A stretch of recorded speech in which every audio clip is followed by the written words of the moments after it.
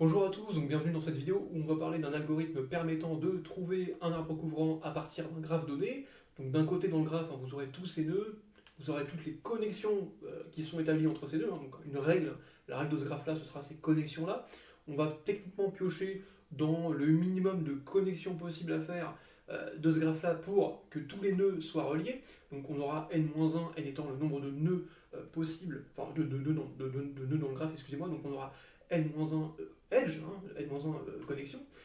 Et puis, qu'est-ce qui va se passer d'autre? Il faudra aussi s'assurer évidemment que les connexions ne soient pas cycliques. Donc imaginons que vous prenez un carré A, B, C, D. Donc vous va y avoir quoi par exemple A, B, C, D. Donc là vous voyez que c'est pas cyclique, on a bien trois connexions. Et c'est pas cyclique, c'est-à-dire qu'on ne va pas retourner à A avec une connexion là. Donc bon, là c'est très facile parce que c'est juste un carré le graphe, mais vous allez voir pour des graphes un petit peu plus compliqués, comment l'algorithme va, en Haskell toujours, va se charger de déduire les arbres couvrants. Voilà, on y va. On y va, déjà on va faire point par point, évidemment, comme toujours. Alors ça c'est juste l'algorithme de la solution qui est donnée, qui est un tout petit peu modifié, voilà j'ai un petit peu optimisé, mais ça c'est vraiment l'algorithme que j'ai fait. D'ailleurs si on va juste on s'en fiche. Vraiment, dans la solution, voilà, pourquoi j'utilise pas les solutions qui sont dans Haskell? Parce que leur code est quand même... Enfin, Haskell, c'est vraiment un truc qui est très personnel en fait. Vraiment, essayer de comprendre le code d'un autre, c'est ultra compliqué. Alors moi, je préfère faire mon propre programme et à la rigueur l'expliquer en vidéo, même si c'est pas toujours le plus clair possible. C'est-à-dire, la nature de Haskell fait que c'est quand même assez compliqué de. Enfin bref, on va quand même essayer. Donc, span tree, c'est quoi? Donc, arbre couvrant, super spanning tree. Qu'est-ce qui se passe? Évidemment, ça prend un graphe en entrée, on a tous ces nœuds qui sont là, on a toutes ces connexions qui sont à droite, et ça nous retourne évidemment tous les spawning trees qu'on peut avoir, tout simplement. Alors, qu'est-ce qui se passe déjà au tout début là? On va, si tu veux, faire des filters là, deux filters sur all trees. Qu'est-ce que c'est que all trees? All trees, ah putain, c'est ce truc ultra bizarre là. Mais qu'est-ce que c'est que ce truc? Alors donc c'est une liste de compréhension, d'accord, vous avez compris. Mais qu'est-ce qui génère? On va essayer déjà d'appliquer un petit peu la fonction. Alors techniquement, qu'est-ce qu'on a? On a du fold R avec un lambda. Ce lambda c'est quoi? Alors, ce lambda, alors, un fold R c'est quoi? Je vous rappelle, c'est un pli en Haskell. Vous avez une liste, vous partez du coup d'à droite et vous pliez la liste comme ça. Imaginons que, alors, on va faire un truc très simple. Donc un fold R par exemple de 1 à 12 en partant de 0 et que ma fonction ce soit par exemple fold R, du coup la variable elle est à gauche, donc ça va être x la variable, et l'accumulateur, ce qu'on va appeler l'accumulateur, qui au début est égal à 0, et juste là on va l'appeler hack, voilà. Et ça donc c'est une lambda, donc on fait la syntaxe du lambda, x hack, et c'est quoi cette x plus hack? Voilà, donc c'est évidemment la somme, ça c'est équivaut à la somme du vecteur, enfin de 1 à 12 tout simplement, donc c'est le même truc. Donc on a un folder techniquement, un pli droit qu'on appelle, au début on parle d'une liste de listes comme accumulateur, et ce qu'on va faire, alors, et on part de, alors on va faire un test, et on va juste mettre 1 à 3 juste au début. Bref, la fonction qui nous intéresse c'est celle-ci, donc on prend évidemment la variable x, l'accumulateur, et qu'est-ce que ça va être? Ça va être l'accumulateur, la concaténation déjà de la liste de listes, qui est juste là, plus en fait une map où on va mettre ce x dans toutes les listes en fait qui sont dans l'accumulateur. Donc on va faire un map de tout simplement le fait d'insérer quelque chose, en l'occurrence le fait d'insérer x dans quoi? Le fait d'insérer x dans l'accumulateur, d'accord? Comme ça, un petit map voilà, comme ça. Et donc qu'est-ce que ça m'a fait? Ça m'a fait un truc comme ça. Alors déjà on peut constater en fait sa longueur. On a une petite intuition là. Qu'est-ce qu'on se dit? On se dit bah tiens, on a des groupes. Des groupes de 0, des groupes de 1, enfin, on a un groupe de 0, c'est celui-là, des groupes de 1, on a 3, 2, 1, des groupes de 2, on a 2, 3, on a 1, 3, on a 1, 2, et un groupe de 3 qui est 1, 2, 3, et ils sont au nombre de... Donc en fait, c'est toutes les combinaisons de groupes de différentes tailles dans l'ensemble 1, 3. Donc ça fait techniquement 0 parmi 3, 1 parmi 3, 2 parmi 3, 3 parmi 3, donc c'est la somme de tout ça, et en effet ça fait bien 8. 0 parmi 3, bon, ça fait, voilà, ça fait ça, veut dire que ça fait ça, quoi, ça fait 1, quoi. 1 parmi 3, ça fait 3, 3 parmi 3, ça fait 1, 2 parmi 3, ça fait quoi 2 parmi 3, on peut le constater, 1, ça fait aussi 3, et 1 parmi 3, je l'ai déjà dit, ça fait 3. Attends, du coup, je le remets, donc on a 1 plus 1 qui sont les 1 parmi 3 et les 3 parmi 3, ensuite on a quoi? On a 1 parmi 3, donc ça fait 3, et 2 parmi 3, ça fait aussi 3, donc plus 3, comme ça. Et techniquement, voilà, c'est tout, ça fait bien 8. Donc, et là, si on transpose un petit peu cette logique-là, si on transpose, je disais, merde, putain, voilà, si on transpose cette logique dans, en fait, ici, qu'est-ce que ça va être? YS, c'est quoi? YS, en fait, c'est toutes les connexions possibles.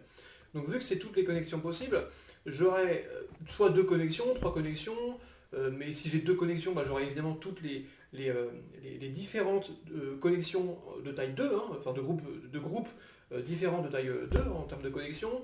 Et ce qu'on recherche, je le redis, mais c'est évidemment un nombre de connexions qui est égal à n-1. N-1, c'est facile, on l'a, c'est len de xs-1. Donc c'est pour ça, d'où le premier filtre non-cycle, qui permet évidemment, si tu filtres en fait, évidemment sur n-1 connexion, tu t'assures qu'il n'y a pas de cycle. Hein. C'est aussi une propriété qui est évidemment là, donc là j'ai mis en commentaire parce que ça sert pas trop à rien, enfin ça sert un peu à rien, vu qu'on va aussi filtrer avec un autre filtre dont je vais parler qui va stipuler si les nœuds, enfin les connexions qu'on a vont bien connecter absolument tous les nœuds qu'on a dans notre graphe. Donc voilà, donc ça on va pas en parler, je l'ai mis en commentaire, c'est pas terrible, techniquement ça fait à peu près la même chose que ça, enfin ce filtre là est plus puissant que celui-là, et puis ce truc-là, il ne sert pas trop à grand-chose, donc on va directement s'attarder sur ce filtre-là. Alors, en fait, si je prends mon arbre, donc, qui est juste là, donc isConnected, c'est ce truc-là. Où est-ce qu'il apparaît? Il apparaît là, et je lui mets quoi en input? Alors, dans isConnected, je lui mets techniquement en input un arbre qui a été généré juste là, avec cette liste de compréhension. Donc évidemment, on a toutes les connexions là, et là on a unique val edges, donc unique val edges, ça va juste prendre, si tu veux, de manière unique chaque nœud dans toutes les connexions, et ça va former un ensemble de nœuds uniques. Ok, super. Donc isConnected est juste là, et il va prendre cet arbre-là, il prend un arbre en input, il va retourner un booléen. Pourquoi? Le booléen, hein, en fonction évidemment du nom de la fonction, ça dit est-ce que le graphe est connecté? Est-ce que toutes les connexions passent, passent par tous les points qu'on a vus en fait. Enfin, si tu pars d'un point, alors c'est plutôt voilà. Si tu pars d'un point, d'un nœud du graphe, est-ce que tu peux passer par tous les nœuds justement du graphe? Donc tu prends n'importe quel nœud, hop là, du graphe. Et il faut que tu passes du coup sur tous les nœuds du graphe, tout simplement, à partir des connexions qui ont été extraites. Donc c'est ça en fait que ça veut dire. Et donc ce que j'ai fait, c'est que évidemment, vu qu'on n'a pas de sens, on n'a pas de AB ou BA, enfin on n'a pas de A qui va vers B, et c'est pas pareil que B va vers A. Non, c'est vu que c'est pareil, j'ai dupliqué en fait. C'est-à-dire que si j'ai des connexions, je sais pas moi, BC, CD, BD, ce que j'ai fait, c'est que j'ai dupliqué, donc j'ai pris les connexions préexistantes, et après j'ai fait un petit map de ça. J'ai fait un append, donc j'ai concaténé les connexions préexistantes avec les connexions, excusez-moi, switchées tout simplement. Donc on a BC, c'est pareil que CB, CD c'est pareil que DC, BD c'est pareil que DB. Bon, pourquoi est-ce que j'ai fait ça? Parce qu'en fait l'algorithme que je vais utiliser après, qui s'appelle SubIsConnected, et il va juste en fait partir, si tu veux, d'un nœud, il va partir du premier nœud, donc techniquement qui est juste là, voilà. Donc on prend l'arbre toujours, et on prend alors un entier qui est la longueur de node XS, ok. Et puis, donc CMP, SubIsConnected 2, Edges, donc on va prendre évidemment toutes les connexions, et voilà, on part du premier nœud, là, on part du premier nœud, donc dans node XS, donc techniquement, là, si je pars de testval, ça va être C, et à partir de C, je veux que la longueur, en fait, de tous les nœuds, en fait, si tu veux, donc en l'occurrence, il y en a 3, hein, je veux que ça soit égal, en fait, à la longueur des nœuds que j'ai parcourus en partant de n'importe quel nœud. Donc même en partant du premier nœud, techniquement, je devrais parcourir tous les nœuds, donc en l'occurrence 3. Alors est-ce que c'est le cas? Donc tu vois, techniquement, c'est pour ça que CMP, qui est juste là, a été mis comme la longueur de node XS, hein, tout simplement. Et CMP, après on va comparer, SubIsConnected, ça va retourner un booléen, qui est est-ce que CMP, donc est-ce que la longueur de tous les nœuds est bien égale à la longueur de la liste que j'ai parcourue de tous les nœuds, la longueur de tous les nœuds que j'ai parcourus avec la fonction SubIsConnected2.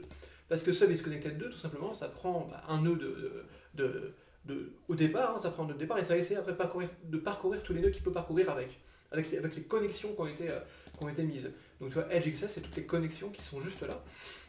Et alors, ce que j'ai fait, c'est que node, donc ça c'est XS qui est là, c'est EdgeXS qui est juste là, et après j'ai mis OutXS qui est au début une liste juste avec un nœud évidemment, le premier nœud, donc en l'occurrence je dis c'était C si on testait avec testval, et ça va juste faire un truc, donc au début évidemment j'ai qu'un nœud, donc ça va plutôt faire otherwise, et donc ça va là comme on l'a déjà fait pas mal de fois, ça va filter sur les nœuds si tu veux, de départ qui sont égales au nœud courant, donc en l'occurrence à C au tout début. Et ensuite, bon, si évidemment j'en ai pas, bon, ça me retourne AutoXS directement. Sinon, bon bah là vous l'avez encore vu, voilà, on va switcher le nœud de départ au nœud d'arrivée. Enfin, on va switcher plutôt le nœud d'arrivée au nœud de départ pour la prochaine itération, etc., etc. Et à chaque fois, je vais mettre le nœud que je croise dans la liste d'output. Et la liste d'output, techniquement, elle devra me contenir, elle devra plutôt contenir, si tu veux, tous les nœuds que j'ai traversés. Et ensuite, de cette longueur, de cette liste-là, je vais voir si elle est égale à la longueur de tous les nœuds que j'ai dans ce graphique-là, dans ce graphe-là, et je vais faire la comparaison. Si c'est égal, alors c'est bon. Tous les nœuds sont, enfin, tous les côtés connectent tous les nœuds. Si c'est pas bon, alors non, ce n'est pas un arbre couvrant. Voilà, c'est tout simplement comme ça. Donc, on va tester ça par exemple sur graphe 83B. Et ce graphe-là, donc à combien de connexions? Il a quand même 1, 2, 3, 4, 5, 6, 7, 8, 9, 10, 11 connexions. Il y a 1, 2, 3, 4, 5, 6, 7, 8 nœuds, ok. On va vouloir avoir par exemple tous les nœuds couvrants qui lui sont associés. Alors, il y en a 112, ok, il y en a 112, et puis voilà, tous ces nœuds couvrants sont juste là. Donc par exemple, on va aller au tout début, là, on a celui-là, là, enfin les graphes, les arbres couvrants, bref, celui-là là, qui prend évidemment tous ces nœuds-là, et dont les connexions sont celles-ci, quoi, tout simplement. Donc voilà, bah, c'en est tout en tout cas pour l'algorithme qui permet de trouver tous les arbres couvrants à partir d'un graphe. Hein. Et là, combien on a de connexions? On a 1, 2, 3, 4, 5, 6, 7 connexions, tu vois. On n'a pas besoin d'utiliser toutes les connexions. Hein. 1, 2, 3, 4, 5, 6, 7, 8, 9, 10, 11 connexions. Et là, j'en ai que 7, évidemment. Et juste avec cette connexion, je peux en déduire, si tu veux, un arbre couvrant donc, qui passe par tous les deux. Donc ça, c'est assez intéressant. Notamment très intéressant dans l'industrie, pour trouver par exemple des chemins optimaux, si tu associes, si tu veux, une distance à chaque connexion. D'ailleurs, c'est le problème juste qui vient après, qui est très simple à faire, hein, qui est très simple à résoudre. Hein, c'est juste littéralement le problème 84 qui va me trouver l'arbre couvrant minimal. Et c'est très simple à faire, hein, tu vas juste associer une distance à chaque connexion. Et ensuite, à la toute fin, tu vas trouver tous les arbres couvrants et tu vas trouver la distance minimale associée à la somme de toutes les connexions trouvées des arbres couvrants, et tu vas en déduire l'arbre couvrant minimal. Et ça, c'est très intéressant pour pas mal de problèmes dans l'industrie, hein, techniquement. Donc ça, c'est cool. Donc voilà, j'espère que la vidéo vous aura plu, et merci à vous.